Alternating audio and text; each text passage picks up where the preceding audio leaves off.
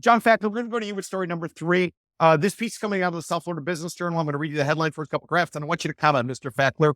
Cryptocurrency companies love Miami. How many actually stayed? Subhead: a few years ago, the industry couldn't get enough of the city, and Mayor Francis Suarez, mayor of Miami, Francis Suarez, was pushing for firms to come here. And the South Florida Business Journal actually does an update as to all the companies that were announced that came. How many are actually still around and how many followed through on what they said they were going to do? So that's kind of the context. Let me read the first couple graphs from Mr. Fakler, then I want you to comment.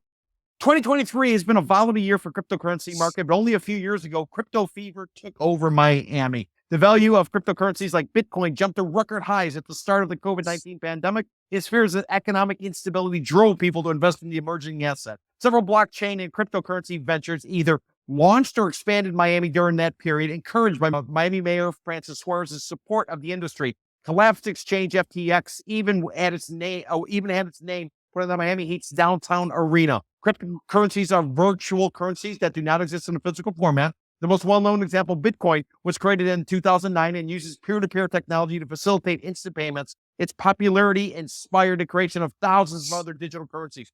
Mr. Fakler, before you comment, let me just lay out for the audience. We're currently recording this the last week of October. Sam Bankman-Fried, the gentleman who was the founder of FTX, he had a company based in the Bahamas. He was ultimately indicted. He was extradited. He's now on trial for a variety of different issues. He's had many people around him, including an ex-girlfriend, some former friends who've all come out and testified against him. So that's the backdrop, Mr. Fakler. Why don't you tell us how many crypto companies that were announced are actually still around? And what did we learn from this whole crypto and Bitcoin bull experience that we went through in the last few years? Yeah, well, I found it very interesting because the story did drill down on which companies had promised, a boom in real estate and moving into the area, moving into Miami, and in fact, sort of disappeared. Another main thing to mention is that Mayor Suarez was, he looks like he got hustled by the crypto bros. I know. Please expand on that. Well, I know that he, went out a very big public relations campaign to announce that we're going to have this new industry where the crypto companies and the blockchain companies were going to come. And it was a big deal. Now, it's kind of interesting because it was a newsy story, although there was no real follow-up until now. And that was a while ago. I remember back in the day when I covered public companies, my boss used to get after me to, let's try to find a new, industry that we have out there outside of hospitality, medical and healthcare and real estate. I mean, other than that. And I remember biofarm was something that looks like it was going to be a sort of a sub-genre.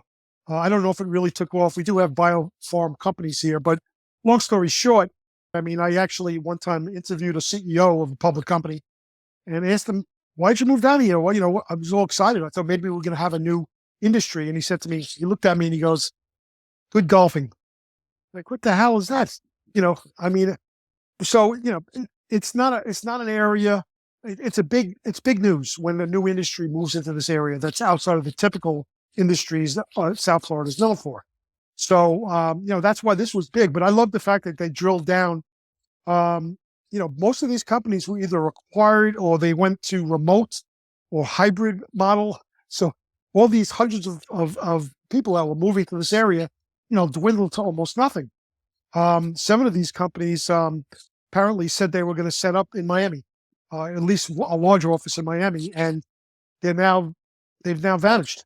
So it's a little mud on the face of Miami. Interesting. Mr. Gruss or Mr. Ostrowski, anybody want to comment about the crypto bros? What was promised versus sort of what we actually realized based on the reporting by the South Florida Business Journal? Well, I think one thing that jumps out is that, Fakler mentioned 2 things, which is the biotech and the Florida's $1 billion bet on the biotech industry under Jeb Bush. And then the idea that a lot of these companies are remote, distributed, hybrid, however you want to describe it. So, back 20 years ago when Jeb was throwing all that money at Scripps and Mox Planck and everyone else, the idea was that, we're going to have a Pfizer plant or a Merck plant here in no time, thousands of jobs, and something very, very physical, very tangible located here. And that's not the case with these blockchain companies and the crypto companies, because